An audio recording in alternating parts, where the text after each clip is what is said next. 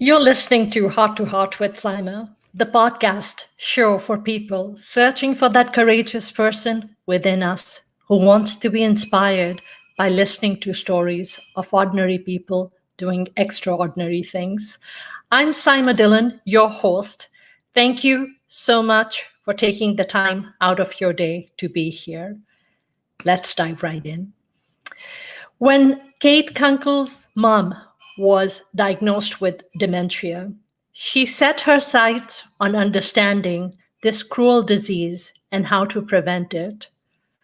Her discoveries led to lifestyle changes that improved her own memory and health.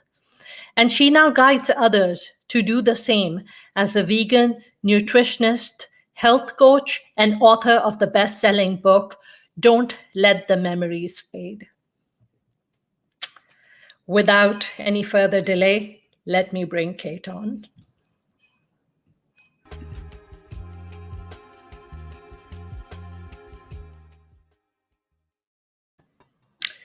Hey, Kate. Welcome to Heart with Saima. It's my honor and privilege to have you here today.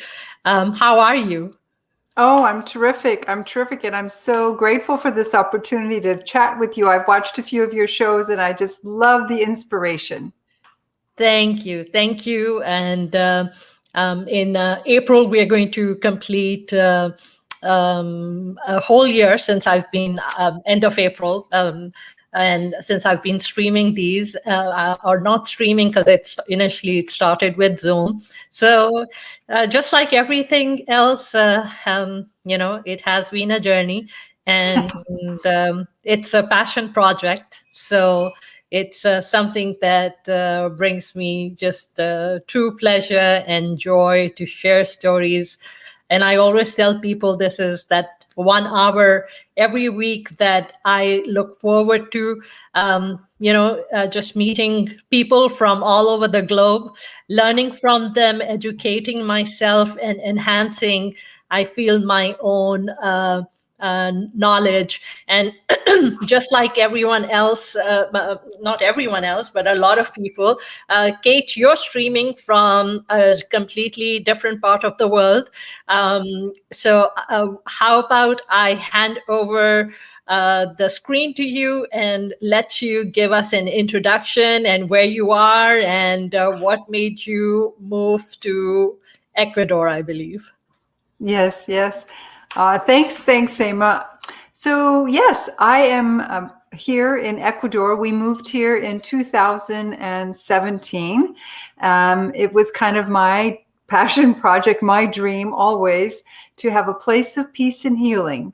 And when my husband and I vacationed in Ecuador, we happened upon this property and found inspiration right here. It took us a while to get it all arranged. And after we did buy it, then it took almost 2 years to get it renovated so that we could invite people. But now we hold healing music retreats, writing retreats, spiritual retreats.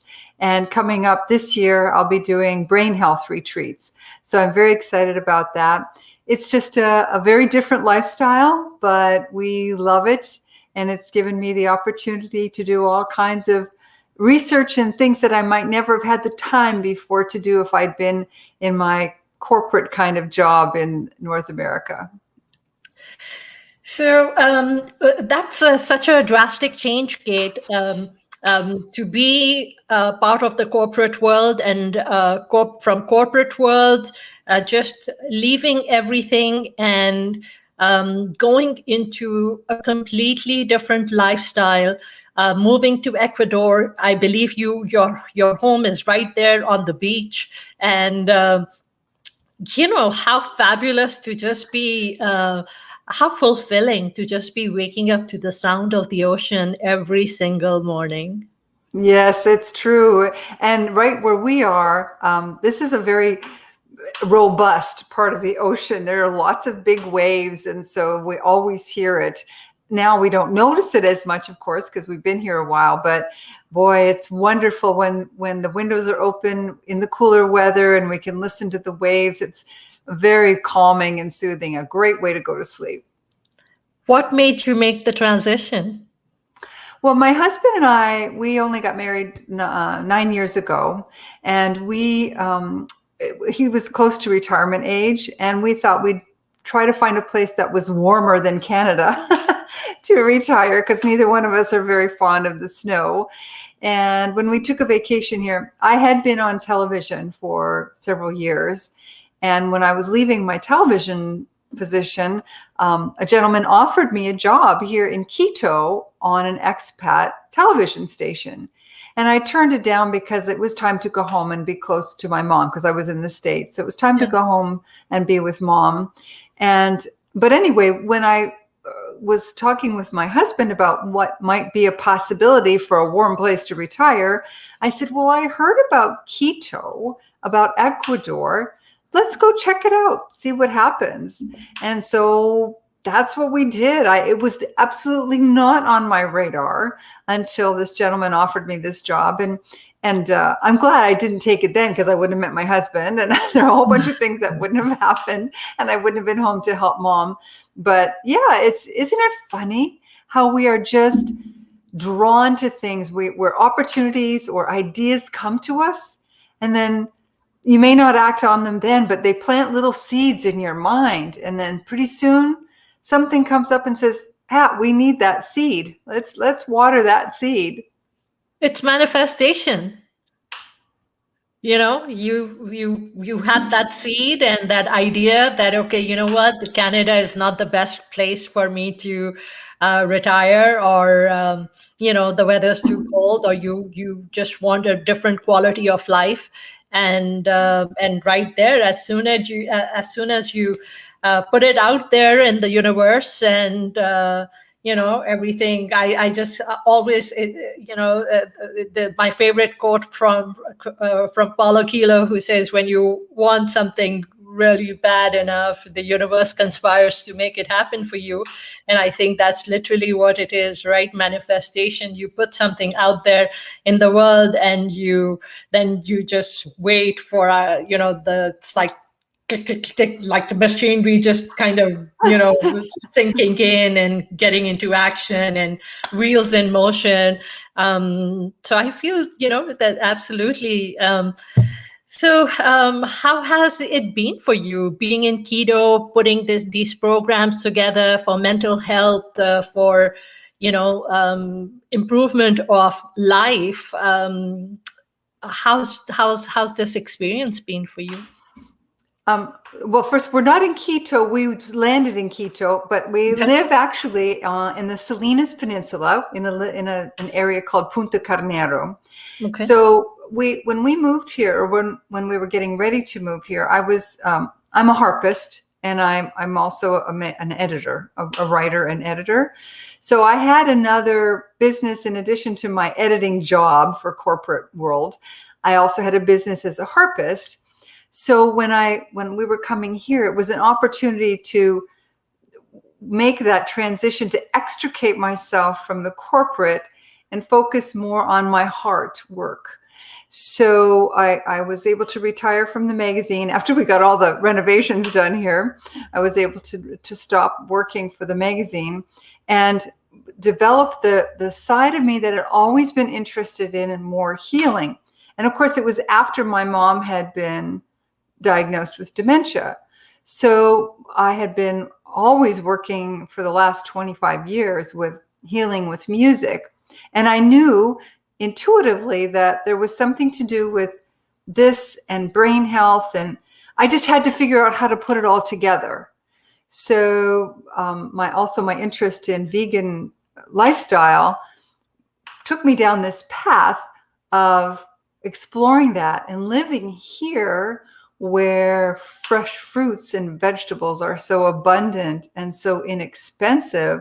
I was able to really explore all of the possibilities of the food itself for my own brain health, and then, expand on that. And I wasn't living, of course, in Canada the last 4 years to help my sister with my mom, but she was using some of that information and the programs and stuff to help mom. Now, we found out about mom's diagnosis too late. Like, she was already pretty far advanced when the diagnosis came.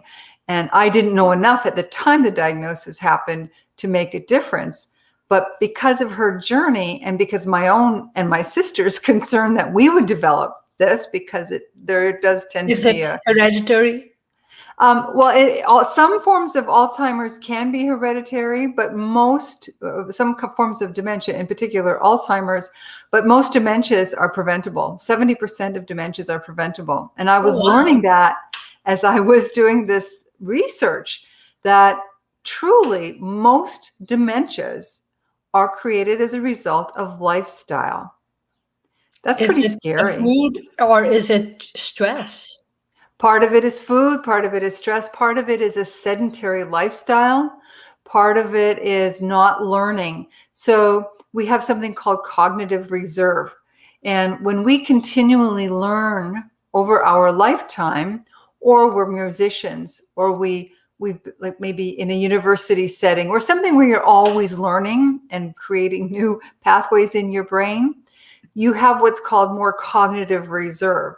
So that if something attacks your brain, such as the plaques and tangles that are indicative of Alzheimer's, I like to give this example. If you only have two connections between neurons and something comes in the way and you only have one, that's pretty scary, because that's what happens if something happens to that one. But if you have 50 or 100 connections because of this cognitive reserve, because you've continually built bridges, built connections in your brain, then if something happens to one or even two of them, you still have connections. And so your mind is still strong.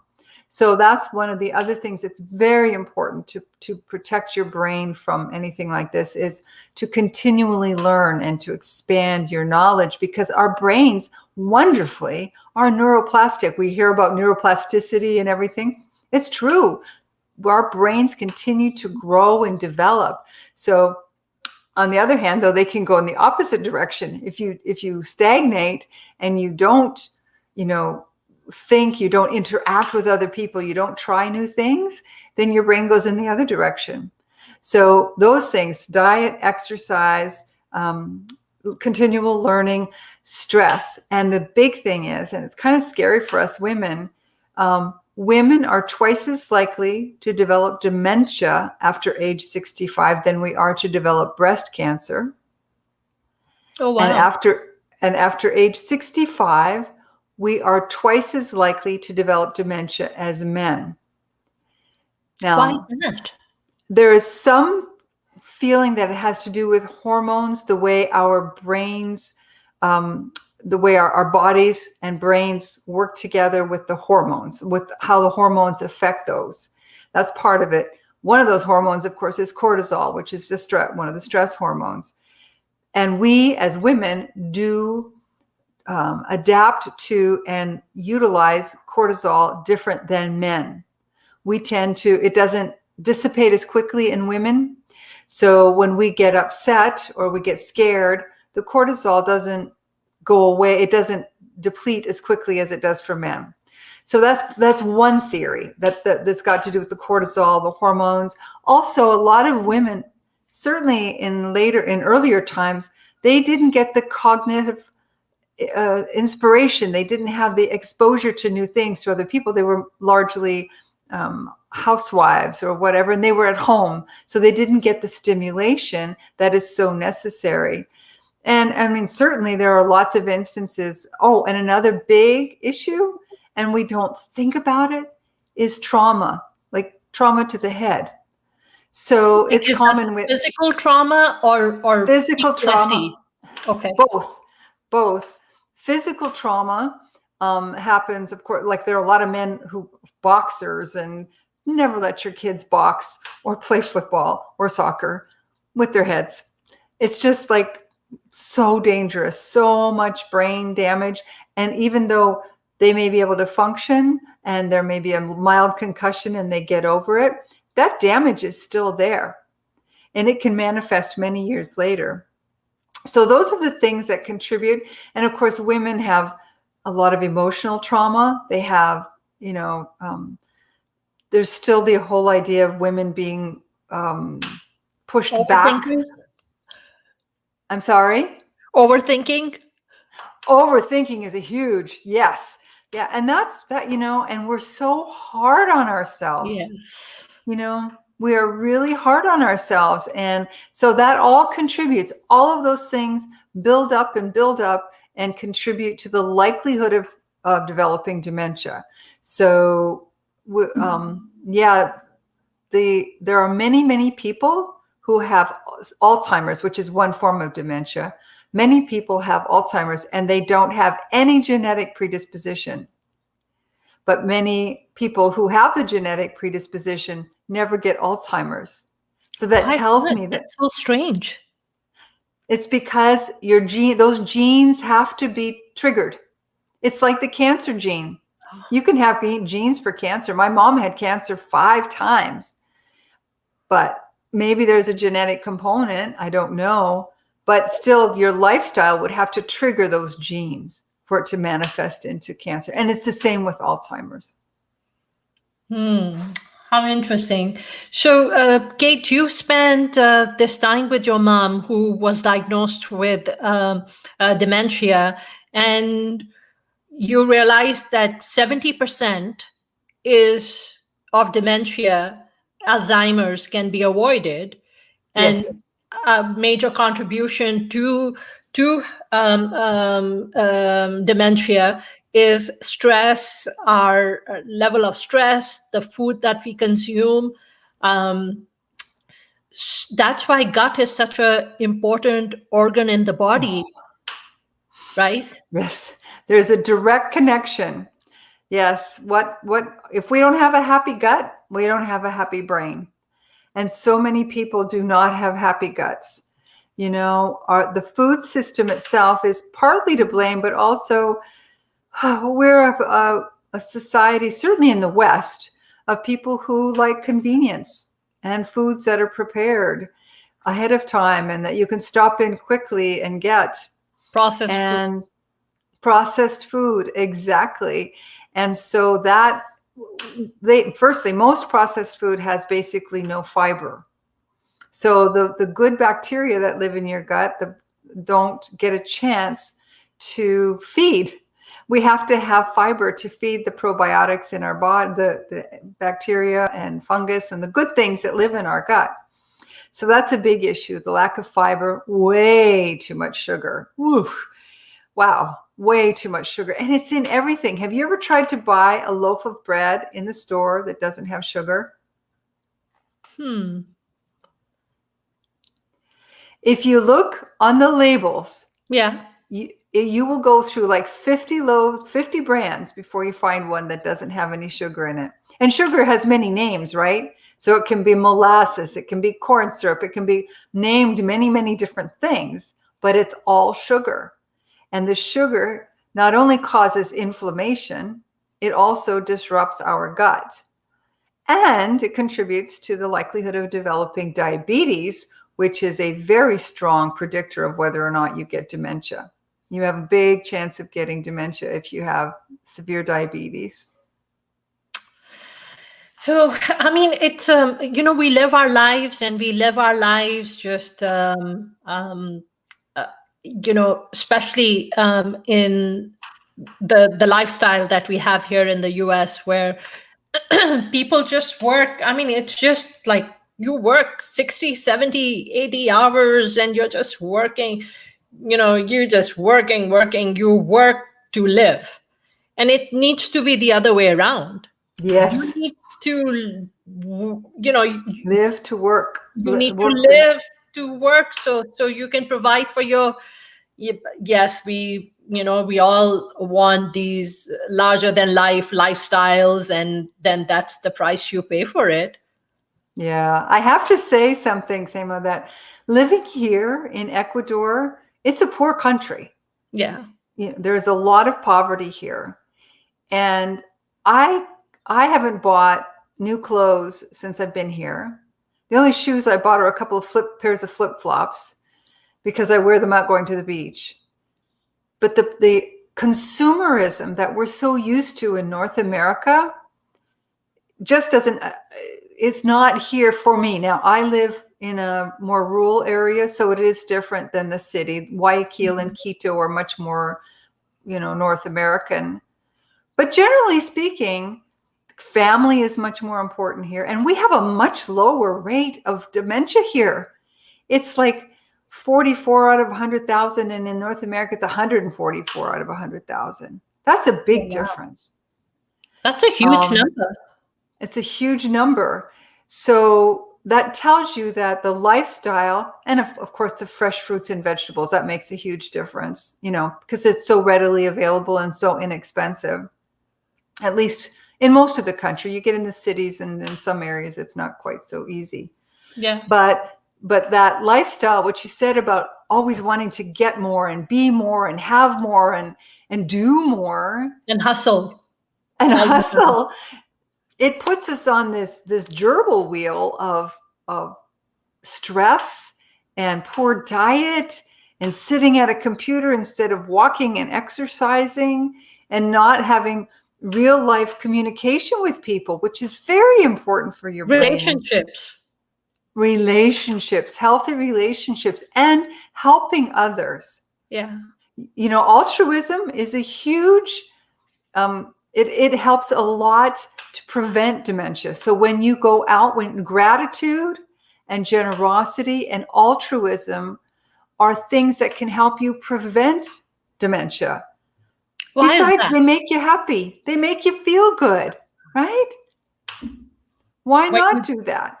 When you do something for others and gratitude and, being grateful, and it just releases those endorphins. Yes, those endorphins, and, just contribute to better mental health. And mental health contributes to everything else, right? Creates mind, body, soul. It creates that balance within your body. So I think so much that people don't realize that lifestyle. It is so huge. It is something that everyone needs to really think about and reflect on, and try to bring this balance between mind, body, and soul. You've got to stop running in life. I couldn't agree with you more. You are so absolutely right. One of the big things that I teach, I have a fun little class that I do. It's called Tune Up Your Brain. And one of the practices we have, and this is such a simple thing, and I like to share this with people just because it makes you stop, is to take an orange or a strawberry, smell it, look at it, feel the texture. And with the orange, when you peel it and you smell, I bet you can almost smell the orange as I'm saying this, right? Yeah? Yeah. You peel it and you smell that, and you break the segments apart and you bite into it and you get that squirt of juice and that smell. If you mindfully eat an orange and try to remember what that is like and take that to everything you eat, you will just it will change the way you eat. It will change the way you think about eating, because we just use it as fuel. It's just something to put in. Now, sometimes, with family and friends, you're enjoying the meal and you're cooking together. But generally speaking, it's fuel. And a lot of people are doing this, right? With the phone or the iPad or something. So mindfulness, like you said, be aware of that body, mind, spirit by starting with something as simple as eating an orange mindfully. I've had so many of my students say that is like the biggest revelation they've ever had, is just to take the time to do that. And it will also make you realize that you don't really, our stomach is like literally, that's the size of our stomach, and that we don't really need to eat that much. We literally just need these small servings of food to, and I don't know, Kate, if you have ever noticed this or not, but mindfulness, if you are eating, as soon as you put that first morsel of food on your tongue, if you just start chewing slowly and mindfully, and you start feeling the flavor and the taste of what you're eating, you instantly start feeling that gratification and fulfillment, um, versus where you're thinking that, okay, you know what, I need to consume all this quantity of food for me to fill myself. That's actually not true, because mindfulness will make you aware of each and every bite, and you're like, okay, I mean, honestly, I don't really need all that food. It's such a strange feeling. Yeah, it's a wonderful feeling. I'm so glad you've observed that, because it's so important for people to keep that in mind. And of course, America, USA, is the land of the supersized everything, and Yeah. including supersized people, because of the Yeah, soda and the deep unfortunately. fried and the chicken and the Yeah. hamburgers and all of those things. And it's true, we need so little. In fact, there's been a lot of studies that show that calorie restriction is one of the things that is more likely to give you a longer, healthier life. So, like, I'm 42 pounds less than I was when I moved here, Wow. because I have been able to change the way I think about food. I make everything I eat. I don't buy anything in a package. Everything, I go to the mercado and shop. But everything that I do now is so much more mindful. And I was a big eater. Heck, I come from a German family. All we freaking do is eat. but but this is such a wonderful way, like you said, to just taste it and really appreciate what it's doing for your body. Saima, I'm so happy I can share this with you. We met a young couple here who are musicians, incredible musicians. He's Brazilian, she's Ecuadorian. They do bossa nova music and beautiful. Anyway, we saw them at a restaurant and we befriended them and we invited them here for dinner. And I made, of course, a vegan meal. And they reminded me, because this is something I had forgotten, when you have your meal, because they're both very spiritual, they put their hands over the meal and gave gratitude to the people who harvested it, to the people who planted it, to the earth, to the water, to the sun, for allowing it to grow, to the people who cooked it, to the people who brought it. And they just sent gratitude. And I have to tell you, that just set me on this wonderful feeling about the meal, about the company. It was just, they taught me so much in a 5-minute little gratitude thing. But I think that's a good thing for all of us to remember, to say gratitude to how that got on your plate. Because there are a lot of people that don't have that on their plate. And you know what? Just imagine, Kate. So you randomly met these people, you invited them to your house, they enriched your life Oh, by, yes. something beautiful that they did, of showing gratitude to whoever's, harvested the food, planted the seeds, the sun, the water, that is so beautiful. And now you're here on my show, and I'm sitting here in Dallas, and we have people from all over the world who will connect in and watch. Just imagine the power. How amazing is this, that their words are just going to travel through this galaxy and through the system and wherever it goes. And I know that for me, this was like such an aha moment of the show, where my guests, they come in to enrich my life, and I feel that this is something I will take from the show, and I will implement it when my family sits down to have our meals. And so I thank you for sharing that. I just think that is just so powerful and just so beautiful. And I think that's that's the true essence of life. I always think, what is the purpose of this earth? Why are we all here, this rat race where we are just running and, the stresses and trying to get things done? And I mean, truly, what is the purpose? Why are we here? Oh boy, yeah. I have to share another thing with you. During the early stages of the pandemic here, there's no relief. There's no safety net. If people don't work, they don't eat.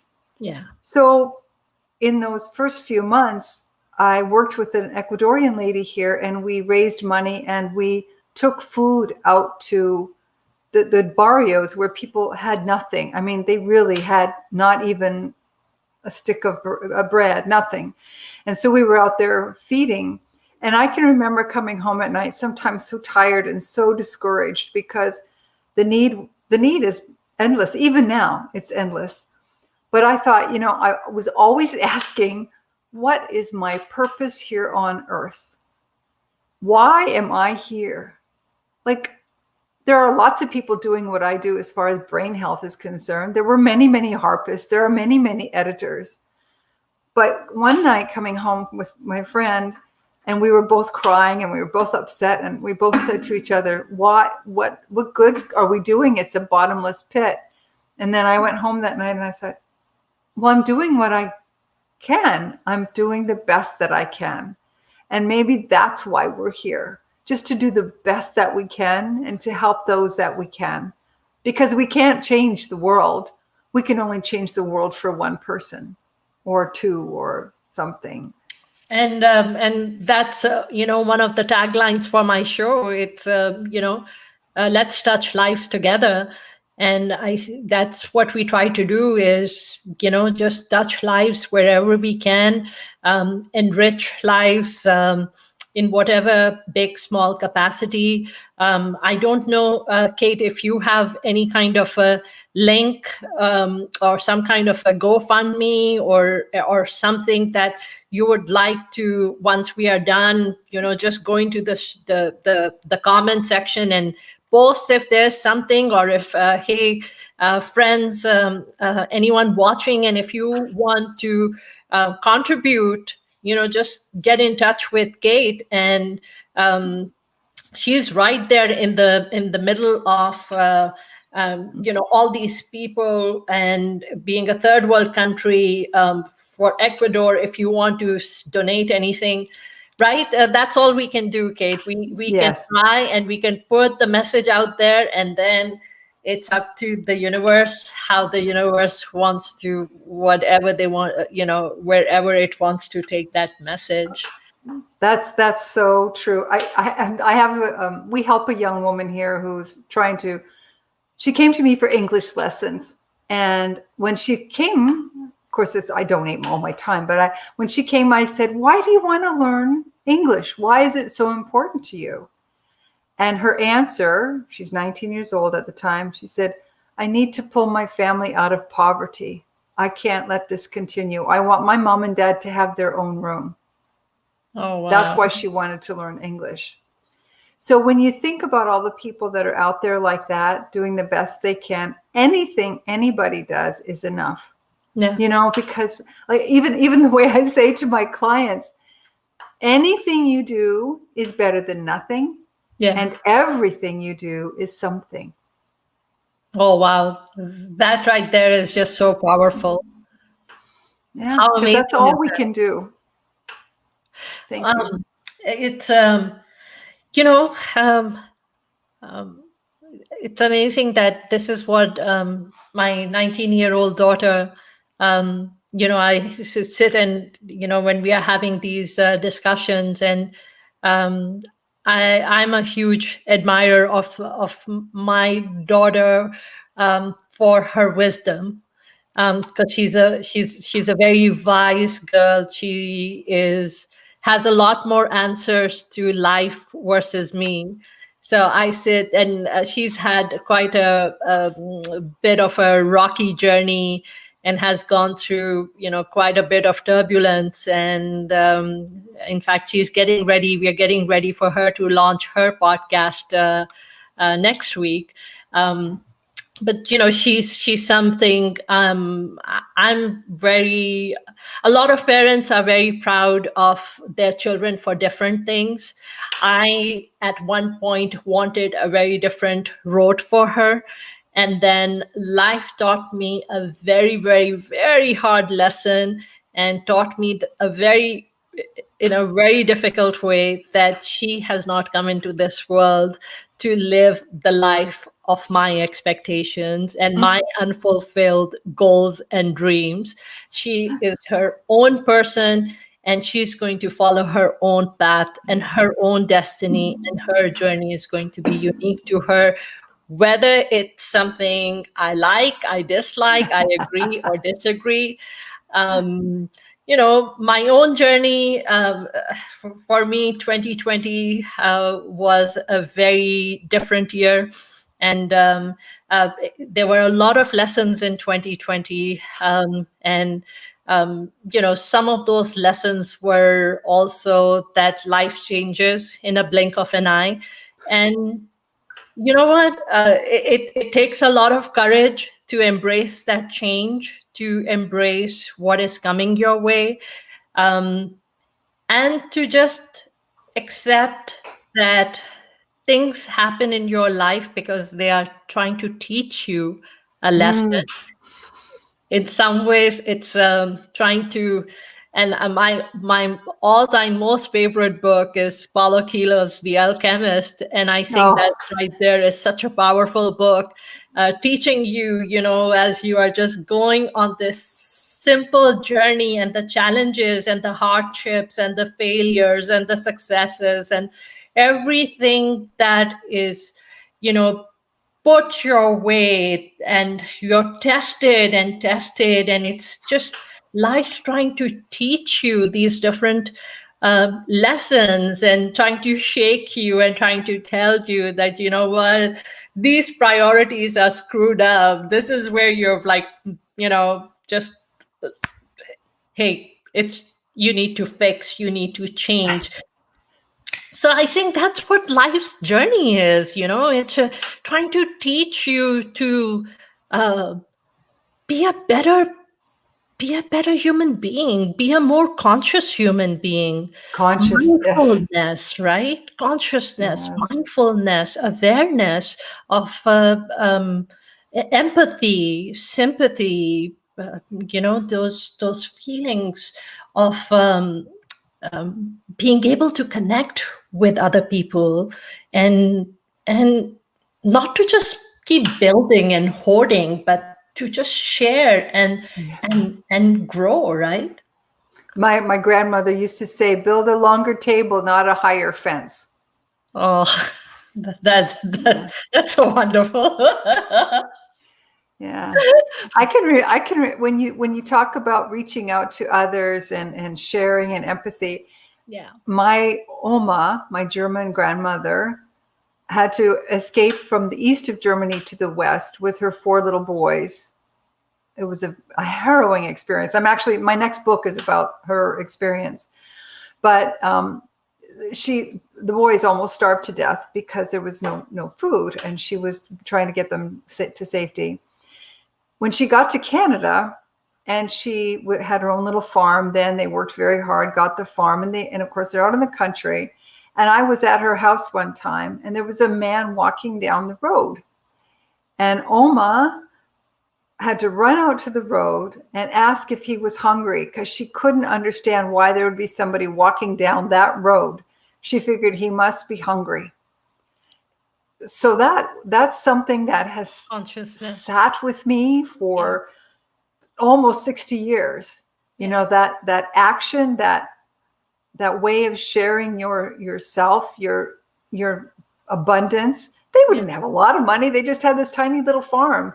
But whatever, nobody ever left that house hungry. I can tell you that. Nobody walked down that road hungry. Yeah. But that's really all we can do. We can share. We can be the best we can be, and hope that like you say, you can't change the world for everyone, but for one person, you can be the difference. So that's kind of it in a nutshell, isn't it?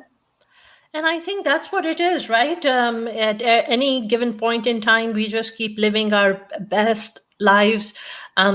Kate, something just really amazing that I had learned from my mom was my mom would, as I was growing up and I grew up in Pakistan, my mom would always say, hey, you know what, be very careful of what comes out of your mouth, because it could literally be that moment where she would, would say this in Urdu, the language that we speak in Pakistan, that it could be that moment where the direction of the wind changes, and whatever is coming out of your tongue, it could be that moment where it comes true.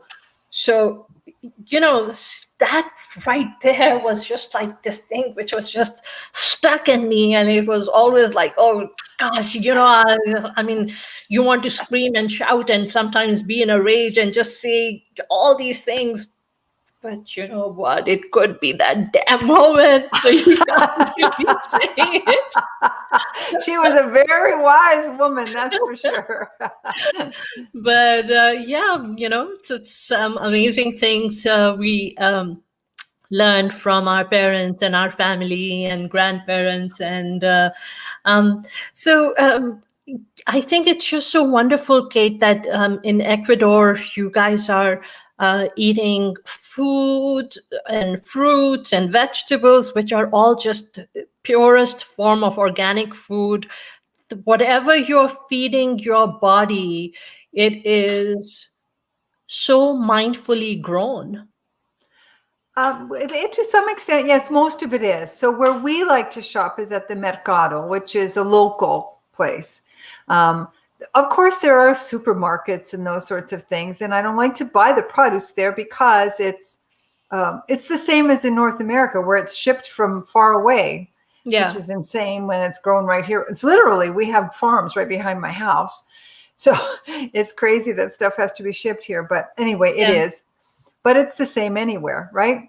In probably in Dallas, there's all kinds of farms around, but there's stuff shipped in from other places. And it's just convenient to just go down to the grocery store and just buy it. Yeah, but that's what we are feeding our body, right? Exactly. And I think for me anyway, what I've noticed here is I love to interact with the people from whom I'm even buying the food, because it's almost like a connection. I have a fellow that I buy avocados from. The avocados are, no kidding, this big for like $1.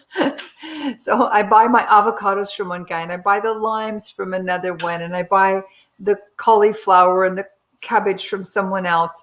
And it's like this community of people. And now I've become not friends, but certainly they recognize me and they'll call me by my Miss Kate, and that sort of thing. So it's so much more personal than going to a store like that, because maybe some of the food comes from the same source. I don't know, but I do know that I love the connection, and I feel so much more a part of the culture. Because to me, if you're going to move somewhere, you're going to be a part of the culture. You don't want to just hide away in the thing that looks like just like North America. It's so to me, the culture is as important. I have to say that food in Ecuador is not particularly exciting. Like, they're not really spicy, and I love East Indian food and Pakistani food, and I love Middle Eastern food. So it's kind of boring here. So I just spice it the way I spice things. But it's that connection. And then that, because you're buying it from those people, then they also have the connection with their suppliers, or some of them may have grown it themselves. So it's different. So Kate, for us living in North America, what should the ideal lifestyle be for people? So, as you know, I'm vegan. So I always espouse a whole foods, plant-based diet, which is very different from what people think of as vegan diets, because now vegans are buying this meat substitute and these sausage substitutes and other things that are processed. So when I say a whole foods, plant-based lifestyle, I mean nothing out of a package, and that means no fake meat. And I understand that completely, because I have a daughter who became vegetarian 5 years ago to she met with her friends in LA, and to support PETA, she like her friends were vegetarian, and she became, like, in just a second she became vegetarian, and that was like 5 years ago now.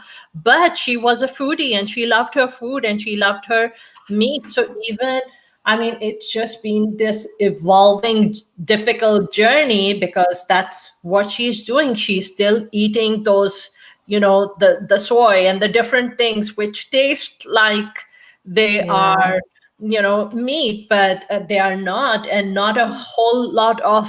Why do you support this vegan diet? Yeah, like to me, the vegan, this idea of having substitutes for the things that we've grown up with, meat and cheese and all of those things. All it is, I mean, it's better than eating animals. Okay, I get that, and it's better than dairy. I get that, and I'm all for that. But for your own body and for your own mind, if it's processed, it's not as good. Your body doesn't know how to use it as well. It needs food as close to the way it came to us as possible. So that's the first thing. If you can, and you know what? Like I said before, anything you do is better than nothing. So even if you were to cut down your consumption by 50%, think if everybody on the planet did that, how much more land there would be to grow fruits and vegetables and grains for people, and we wouldn't have so many food shortages, because so much of the land is used to raise animals. And the water, oh my goodness, the water. So anyway, whole foods, plant-based diet, exercise at least half an hour a day, and you can do it walking. Walking is a good exercise. Make it like you're late for an appointment. So you're going to walk as fast as you can. 30 minutes a day, at least 5, hopefully 6 days a week, and do some weight training, because especially for not like heavy weight training, you're not going to be a weightlifter, but resistance training, especially something to strengthen your legs, because stronger legs for some reason help us keep stronger brains. So that's another thing. Be very mindful of your sleep. We need 7 to 8 hours of sleep in succession, like not interrupted. So it's all about the cycles of sleep, because when we sleep, all the detritus from the day gets cleaned out of our brains. So we need that time for that to happen, for our brains to clear out. Also, to have personal interaction with people, social interaction. And I know this whole thing about social isolation, but it is the worst thing for people's brains. It is not good to be alone at all. We are social animals. We were created that way. So we need that social interaction, and I keep think that, learning. sorry, I interrupted. I was just saying, and that's why there's just so much, depression. Absolutely. You're 100% right. And depression is also one of the risk factors for dementia. So if you do have any kind of mental health issues, depression, anxiety, those sorts of things, try to get them looked after, because they can contribute to problems later on. Not just the way you're feeling now, but later on it can cause problems. Learning and music. If you can learn a musical instrument, and you don't have to be a performer. Nobody ever has to hear you play it. Pick up a guitar, pick up a ukulele. I just picked up a ukulele. I'd never played one before. I'm learning to play that because it's something new and it's music. It's helping my brain. So pick up a drum, a flute, anything, just something, or sing. Sing, especially if you can sing with other people. Those are great things to encourage neuroplasticity, and also it just feels good, right? Listen to music mindfully. So just as we ate the orange mindfully, listen to music mindfully. Choose something that you may have never heard before and sit and listen to it. You will be amazed at what you hear and how your brain feels. Try to follow. Say you listen to a piece of classical and you never really do that much. Sit and listen to a piece of classical music and try to follow one of the instruments. That's a thing I have my students do, and it's really good because it helps inspire the same connection between the hemispheres of the brain as actually playing an instrument does. So those are starts. Those are ways you can start. Also, if you are in a home that has any kind of mold or toxins. I mean, if you find that you're being having a lot of brain fog, unexplained or something, it's very important to check your environment, because mold, I'm sure you've heard of this or know of this, Saima, being in real estate. Black mold is very, very dangerous, any kind of mold. And my husband lived in a house in Toronto that had mold, and now he has COPD. And it's really hard for us to get him through this, because it has changed his physiology of his lungs. And if you have that, in his case, it's attacked his lungs, but many people, it attacks their brains. So that's another thing. Just be very aware of the toxins in your environment and cut out as many as you can. Yeah, I mean, a lot of these things, we don't have that realization, and we are not conscious of our environment and all these toxins in our environment that we are consuming, whether it's from processed food, it's from, our, like you said, there could be mold in the house, or if you're living in older, I mean, it's just there's just no shortage of things, right, Kate? I think so much. Your mind over matter, your mindset, it's mind consciousness. That's just so important to cultivate and to process your emotions and feelings and let things flush out. Take care of your gut, because gut is becoming such a important topic of discussion these days. Yes. To gut cleanliness. I myself have started. I started maybe a couple of months back, where I started drinking apple cider vinegar. Good. Mixing it, diluting it with water, and putting some vitamin C in there, so that the taste would go away. And I've just been drinking that Good for you. every single day to kind of help me with, because I have these constipation issues, and I do eat processed trash a lot.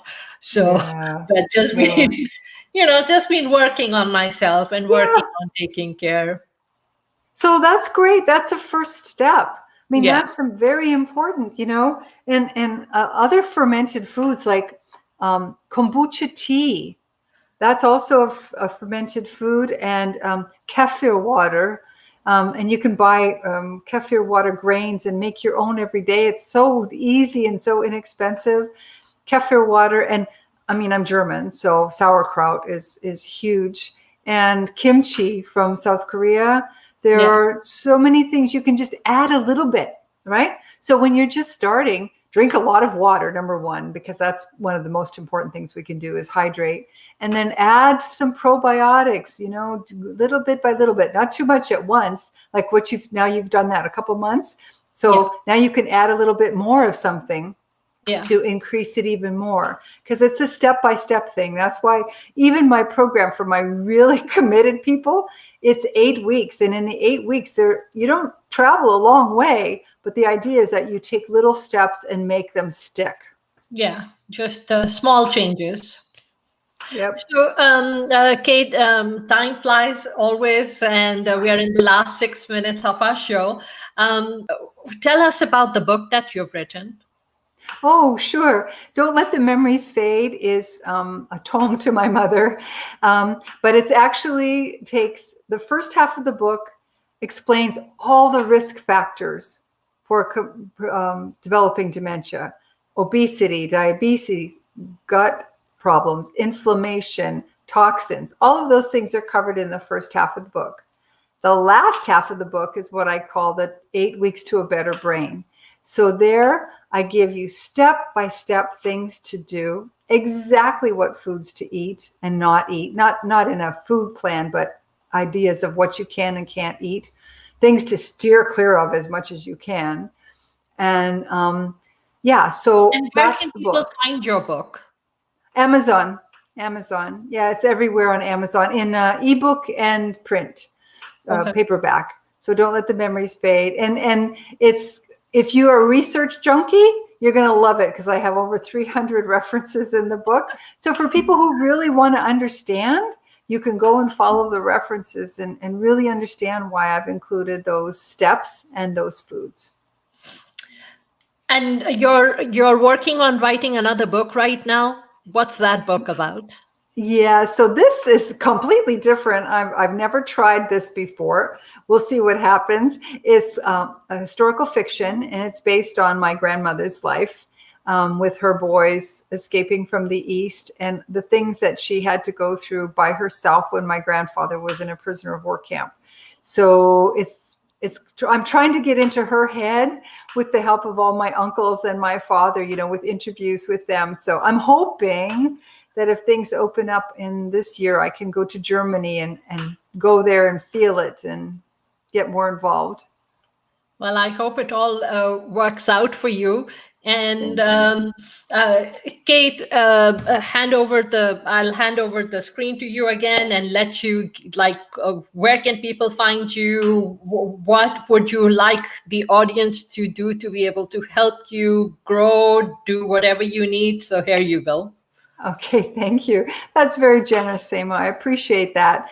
So again, it's my name is Kate Kunkel, and the website is katekunkel.com. That's the easiest way to find out about me and to get a lot of information. I have a blog there with all kinds of information, and I even have a page there on recipes, vegan recipes, easy vegan recipes, and the book is referenced there, of course. But I also have some brain health programs, including Tune Up Your Brain, which is so much fun, and the 8 Weeks to a Better Brain program. And I do personal coaching.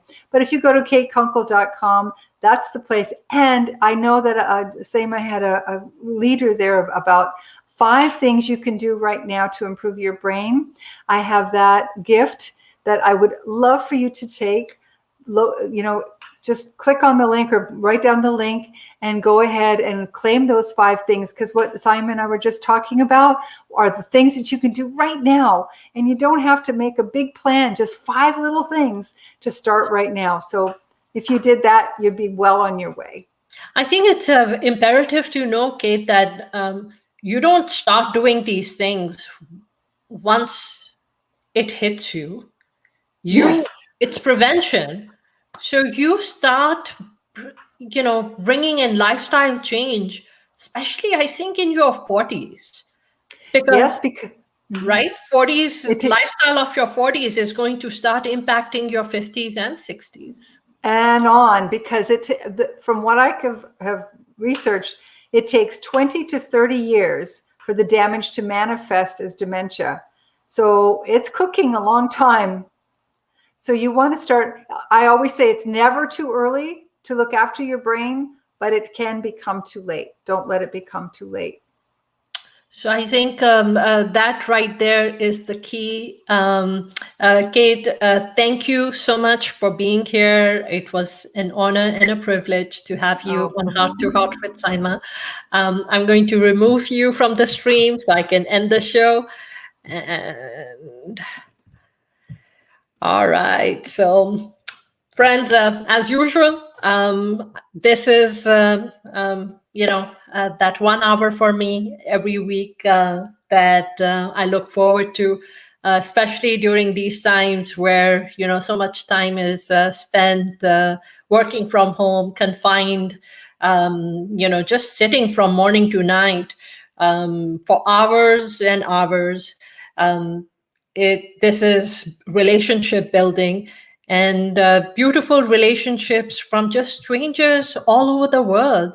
I have to tell you that the one lesson that my podcast is teaching me is that on the outside we might think that there are so many differences between people, but really, when you get to know different people from different religions, different cultures, they actually they show you how similar we actually are.